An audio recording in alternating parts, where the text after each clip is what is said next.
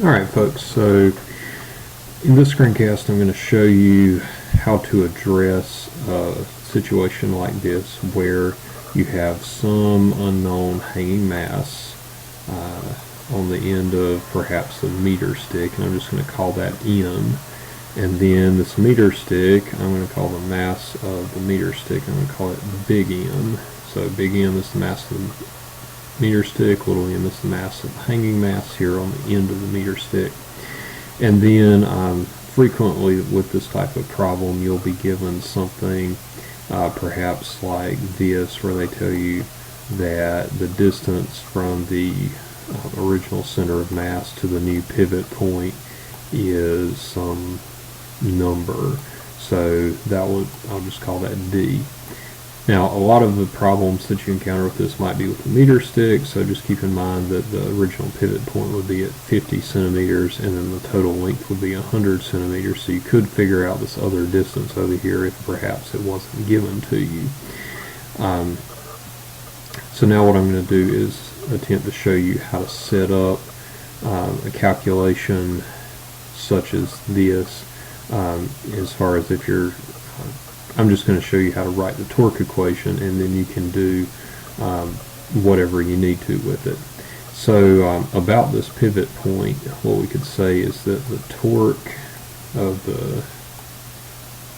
I'm going to call that MS for meter stick, minus the torque of the mass equals 0. Because this is a balanced situation, so the hanging mass and the meter stick are in equilibrium. They're not moving or accelerating or anything like that. Now, the torque of the meter stick is going to move about its center of mass, so it can do calculations about the center of mass of the meter stick. So, let's see, that would be, so we need a force times a distance. So that would be the mass times G, and this is about the meter stick again, times the distance. And preferably that would be in meters, but I think you'll notice in a lot of cases it really doesn't matter. The units end up canceling out as you go through, particularly if you have both distances and you're solving for one of the masses. But you can convert if you would like. And then the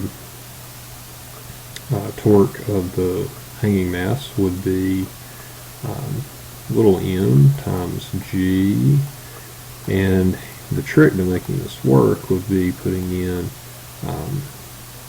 depending on what unit your distance is in, I'm just going to say 50 centimeters minus that distance that was given. And this might be different depending on the information you're given. Like if you were given the distance over here instead of the distance that I showed on the diagram, then this would be set up a little bit differently, but I think you can figure that out. And then set this equal to 0. And then that'll give you, in most circumstances, that'll give you the ability to solve for whatever quantity you're being asked to solve for. But that's how you would go about setting it up. And you don't have to worry about the fact that this meter stick hangs over the other end, because the meter stick is still going to behave it's going to move about its center of mass, which would be right here in the middle of it. So that's why we only have to consider the middle of the location of the middle of the meter stick in the torque equation. Hope that helps, and good luck on these problems.